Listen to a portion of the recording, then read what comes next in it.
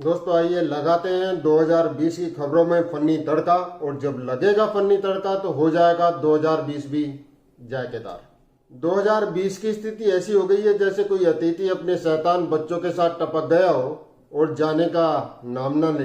2020 न हुआ घुसपैठिया अतिथि हो गया, जिसे सब कह रहे हैं कि 2020 जी तुम कब जाओगे।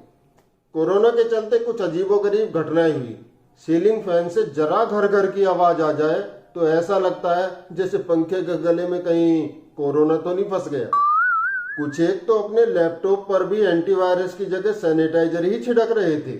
उस पर तड़की ये कि जिस सैनिटाइजर से कोरोना का वायरस मर जाए उसके सामने लैपटॉप का वायरस किस खेत की मूली है। एक दिन तो मेरे कान में एक मच्छर धमकी देने लगा, चुपचाप खून पीने दो, जानते नहीं चाचा कोरोना है हमारे। अधिकतम 50 बारातियों का फरमान आया। अजीब फरमान था साहब। इससे ज्यादा तो हमारे यहाँ स्कूटी पंचर होने पर उसे देखने के लिए इकट्ठा हो जाते हैं। कोरोना जैसे जैसे आगे बढ़ा, कोरोना से ज्यादा डर WHO वाले चाचा को लगने लगा, क्योंकि जो बात होती है वो बात वो कभी कहते नहीं थे, जो कहते थे वो बात उनकी समझ नहीं आती थी, और जो समझ आ जाए तो वो खुद अपनी ही बात से पलट जाते थे। स्थिति कुल मिलाकर ये हो गई कि उनकी बात ना माने तो डर लगता था कोविड पॉजिटिव बनाएगा, और मान लो तो लगता था WHO वाले चाचा एक बार फिर बेवकूफ बनाएंगे। खबरों के मामले में महाराष्ट्र पूरे राष्ट्र पर भारी पड़ा। महाराष्ट्र में कंगना के छज्जे से एक सबक मिला कि छज्जा चाहे जितना बाहर निकला हो कोई खतरा नहीं है, जब तक कि छज्जे के मालिक की जबान अंदर रहे। उधर बॉलीवुड का किस्सा अंत तक समझ नहीं आया कि आखिर क्या हो रहा है।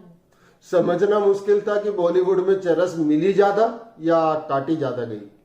85 किलोग्राम की लल्ली कुल 85 ग्राम में फंस गई। ईवीएम की इज्जत इस साल भी खतरे में रही, और इतनी खतरे में रही कि एक बार तो मुन्नी उसके कंधे पर सिर रख कर रोते हुए बोली, बहन तू तो मुझसे भी ज्यादा बदनाम हो गई।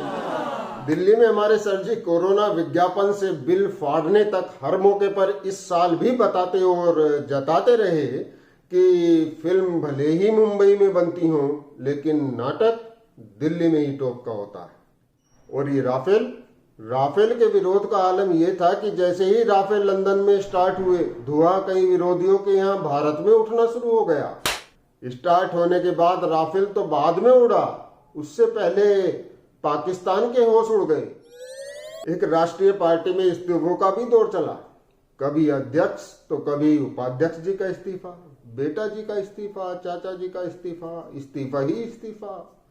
स्वीकार कोई नहीं हो रहा था, तो इस्तीफा तक कंफ्यूज हो गया, अभी मैं इस्तीफा हूं या लतीफा। फॉरवर्ड ही फॉरवर्ड चल रहा। उधर सीमा विवाद सुनते ही हमारे ट्रम्प ताऊ की नस फड़कने लगती थी। एक बार तो भारतीय सीमा विवाद सुनते ही बाजू चढ़ा मैदान में कूद पड़े। वो तो बाद में पता लगा कि सीमा ताई का सब्जी वाले से फ्री के धनिये के लिए विवाद हो गया है। जल्द मिलते हैं कुछ नई फनी रेसिपी के साथ। तब तक के लिए आपके दोस्त अनुज त्यागी का नमस्कार। खुश रहें, मस्त रहें और स्वस्थ रहें।